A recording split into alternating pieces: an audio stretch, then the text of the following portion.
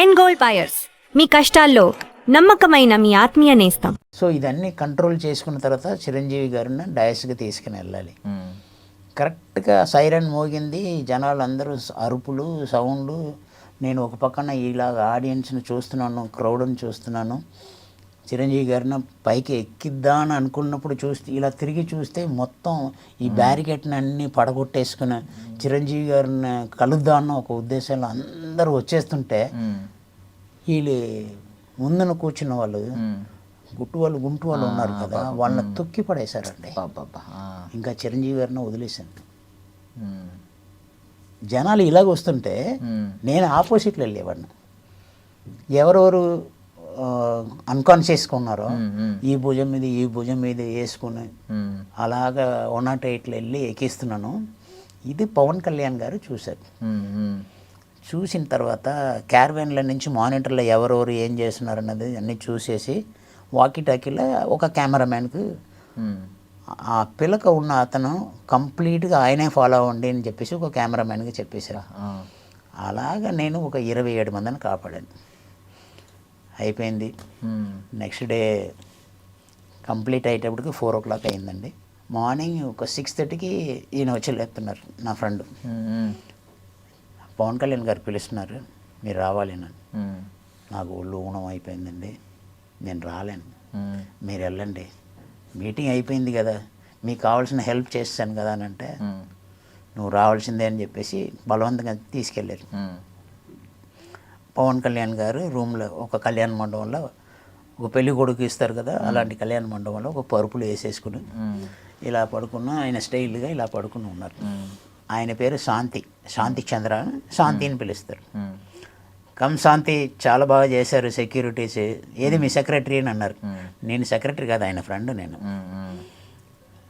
వచ్చారు సార్, ఎక్కడ ఉన్నారు వచ్చారంటే అని అంటే పిలిచారు. ఇలా రాగానే లేచి నుంచి ఇలా సల్యూట్ కొట్టారు పవన్ కళ్యాణ్ గారు. నేను ఒక్క నిమిషం ఆడిపోయి నేను సల్యూట్ కొట్టినా, అక్కడ చూడగానే నేను సల్యూట్ కొట్టేశాను. ప్లీజ్ టేక్ ద సీట్ అని అన్నారు. పర్వాలేదు సార్ అన్నాను. ఇంకా వినలేదు, నేను కూర్చున్నంత వరకు ఆయన కూర్చోలేదు. తర్వాత 6 years తర్వాత నేను ఒక మూవీలో, డాక్టర్ చక్రవర్తి అన్న మూవీలో రిటైర్డ్ కర్నల్ క్యారెక్టర్ చేస్తూ ప్యాకప్ అయిపోయిన తర్వాత గబ్బర్ సింగ్ 2 షూటింగ్ బూత్ బంగ్లాలో అవుతుంది, చూసి వెళ్దామని చెప్పేసి అక్కడికి వెళ్ళాను. అక్కడికి వెళ్తే అప్పుడు షార్ట్లో ఉన్నారు డైరెక్టర్ గారు బాబీ గారిని వెళ్ళి కలుద్దాం అన్నాను. ఇప్పుడు సార్ నమస్తే సార్ అని ఆయన మానిటర్లో ఇలా కూర్చొని నమస్తే అండి అని మళ్ళీ మానిటర్లో కాన్సన్ట్రేషన్. ఒక 1/2 hour వెయిట్ చేశాను, ఆయన గుర్తుపెట్టలేకపోయారు. అల్లుడు సీన్లో ఆయనే రైటర్, సో అల్లుడి సీన్లో పెద్ద క్యారెక్టర్ చేశాను. సార్ నన్ను గుర్తుపెట్టారా అని అడిగాను. మీరు ఎన్టీఆర్ మూవీలో చేశారు కదా అని అన్నాడు. అరవింద్ సమేత గుర్తొచ్చింది ఆయనకి. ఏంటి ఆయనకి ఏ మూవీ గుర్తొచ్చిందో. సార్ నేను బోలే బాబా సార్ అల్లుడి సీన్లోన. అరే మీరా, కంప్లీట్ చేంజ్ అయిపోయారు. అప్పుడు ఏంటంటే కంప్లీట్ బ్లాక్ హెయిర్, అంత లెంత్ హెయిర్ కూడా కాదు. దాని తర్వాత ఏంటంటే కొంచెం పెప్పర్ అండ్ సాల్ట్ ఆ టైప్లో వచ్చింది. ఇదేంటి అప్పుడు గిలక ఇదన్నీ మారిపోయింది, కూర్చోండి అని చెప్పేసి మర్యాద చేశారు. కట్ అని చెప్పిన తర్వాత పవన్ కళ్యాణ్ గారు వెళ్ళి ఇక్కడ కూర్చున్నారు. ఆయన కూడా కలిసేద్దాం, మనకు మంచి క్లోజ్ అయ్యారు కదా అని చెప్పేసి అక్కడికి వెళ్తుంటే బౌన్సర్స్ అందరూ నార్త్ ఇండియన్స్.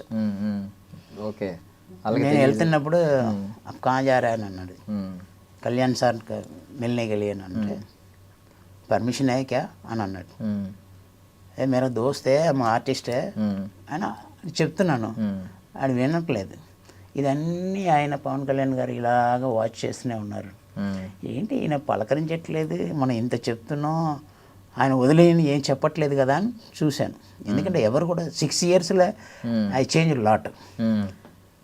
అప్పుడు ఈయన ఇంకా పేషెంట్స్ లాగా నా చెస్ట్ మీద చేసి get out from this place అని చెప్పి చేస్తే నాకు చాలా కోపం వచ్చేసింది. ఏం మాట్లాడుతున్నావు, ఆర్టిస్ట్కి ఎలాగ మర్యాద ఇవ్వాలో తెలియదు నీకు, ఒక్క నిమిషం ఉండు అని చెప్పేసి, సార్ ప్రజారాజ్యం పార్టీలో 27 మందిని కాపాడాను, గుర్తుపెట్టారా సార్ అని అన్న. కానీ కూలింగ్ గ్లాస్ తీసుకుని డైరెక్ట్గా నా దగ్గరకు వచ్చారు. నాకు ఒక్కసారి గూస్ బంప్స్ వచ్చేసింది. ఆయన ఏం చెప్తారో తెలియదు, నన్ను తిడతారో తెలియదు, నీకు బుద్ధి ఉందా ఇలాగ షూటింగ్లో వచ్చి కలుస్తావా అని ఏదైనా తిడతారని అనుకున్నాను. అది మీరా, ఏంటి ఇలాగ ఉన్నారు, అప్పుడు బాగున్నారు కదా, ఇప్పుడు ఏంటి ఇలాగ ఉన్నారు అని అడిగారు. గడ్డ అంతా పండిపోయింది నేను. సరే ఒరిజినల్గా పండిపోయి ఉంది, అప్పుడు ఆ మూవీలో చేయడానికి అలా. మూవీలోనా మీరు యాక్ట్ చేస్తారా అని అడిగారు. ఓకే. తెలీదా సార్, నేను యాక్టర్ సార్ అన్నాను. అయితే ఈ మూవీలో చేస్తారా అని అడిగారు. సార్ అందుకన్నా మించినది ఇంకేమైనా ఉందా సార్, డెఫినెట్గా చేస్తాను సార్.